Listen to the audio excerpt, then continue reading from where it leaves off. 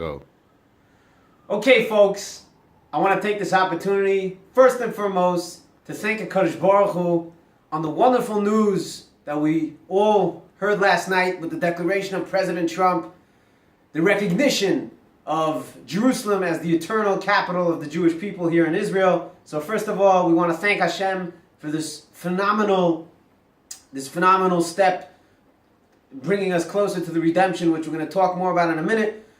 On top of that, we would definitely like to thank President Trump for following in the footsteps of King Cyrus and making this declaration, making that bold move, and hopefully being a leader for other world leaders to follow suit and recognize that Jerusalem is the eternal capital of the Jewish people here in Israel. Now, what's so special about this? First of all, if we take a look at the dates that all of this drama has been going on, if we look at some of the dates, first of all, the actual decision date fell out on Yud Zayin Kislev, which is the 29th, the Hebrew date of the 29th of November, which was the date where 70 years ago the UN passed a resolution recognizing the state of Israel, the Jewish people being able to have a sovereign state here in the land of Israel.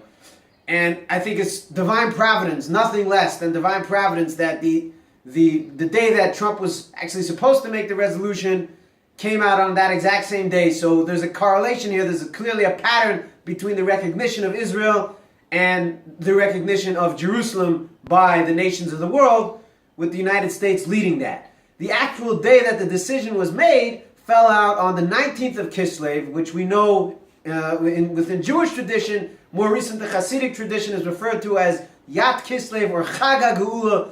It was the day that the Baal Tanya was freed from jail and became a very special day in Hasidus for many years following. Now, what does this all mean? I think a small idea, and Moshe Feiglin also talked about this, and I think this works very well with Yud Tes Kislev, is this idea that the recognition of the Jewish people having a right to return to the land of Israel represents the returning of the guf, the physical aspect of Am Yisrael, being able to have their own country, their own army, defend themselves, more focused on the physical element of the return of the Jewish people to the land of Israel. But what's unique about the recognition of Jerusalem is 50 years ago in 67, when Israel captured Jerusalem, they got a number of other places as well. And the common denominator between all the areas that were captured are that they have a very special emphasis on our spiritual connection to the land of Israel. First of all, there was the Temple Mount. There was Me'arat HaMachpelah in Hebron, Kever Yosef in Shechem, and Kever Rochel. And of course, again, as mentioned, these are all special. They have special significance with regards to the spiritual aspect of the Jewish people being in the land of Israel and our heritage, especially the Temple Mount.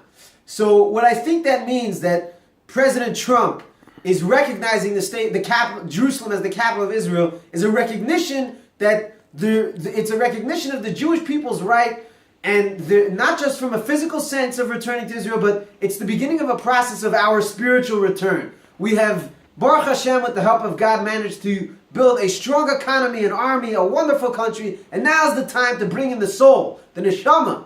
The neshama is coming back to Jerusalem. The neshama is coming back to Israel.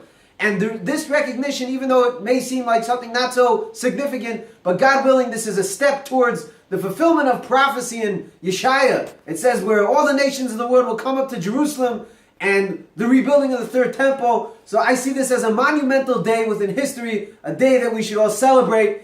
And, God willing, it should be a catalyst to get us closer towards the rebuilding of the third temple and completely taking back the Temple Mount under Jewish hands. And ultimately, this is why is it so important that the nations recognize this? Because Judaism is not just a message for Jews, but we hold an international, universal message for the entire world. And hopefully this is getting it. And where that all emanates from, actually, is the Temple Mount in Jerusalem, which is hopefully slowly coming back to us. And this is another stepping stone in that direction. So, Zeh HaYoim Asa Hashem Nogilu V'Nispecha Boy. Let us all rejoice and be thankful, and God willing, with the help of Hashem, get to the end of this process with the rebuilding of Beis HaMikdash speedily in our days. Amen. Amen.